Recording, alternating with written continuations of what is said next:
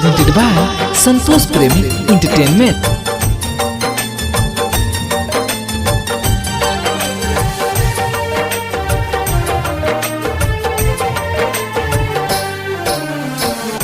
दया तनी कर माई नजरिया घुमाब, दया तनी कर माई नजरिया घुमाब।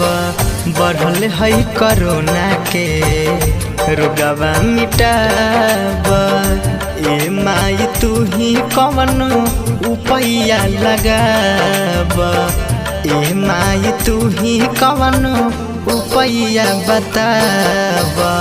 बढ़ल है कोरोना के रोगवा मिटाब, बढ़ल है कोरोना के रोगवा मिटाब, बढ़ल है कोरोना के। Krishna recording studio Lalganj. Mix by Mantu Sanihal.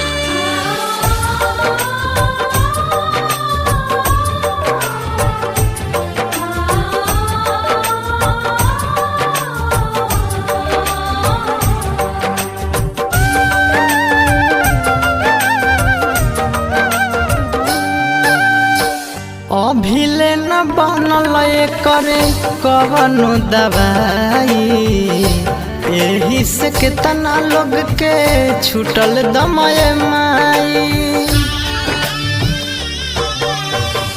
अभिले न बनल करे कवनो दवाई, एही से कितना लोग के छूटल दमय माई।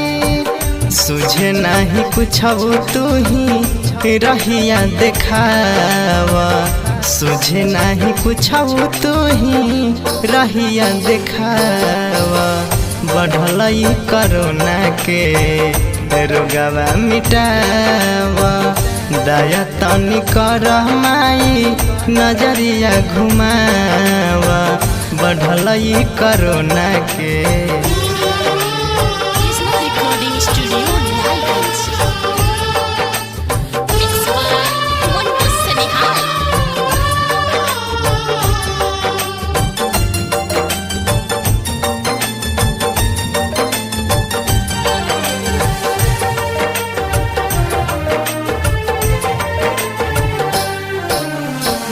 राइटर विशाल राजू के बात ली हमान हो, आरज रहो के कहे दे दिन ध्यान हो।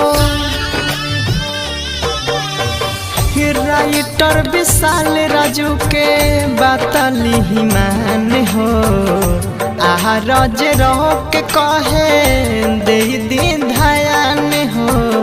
मरता बे दुनिया अब तू ही बचाब, मरता बे दुनिया अब तू ही बचाब। बढ़ल कोरोना के रोगवा मिटाब, दया तनी कर माई नजरिया घुमाब।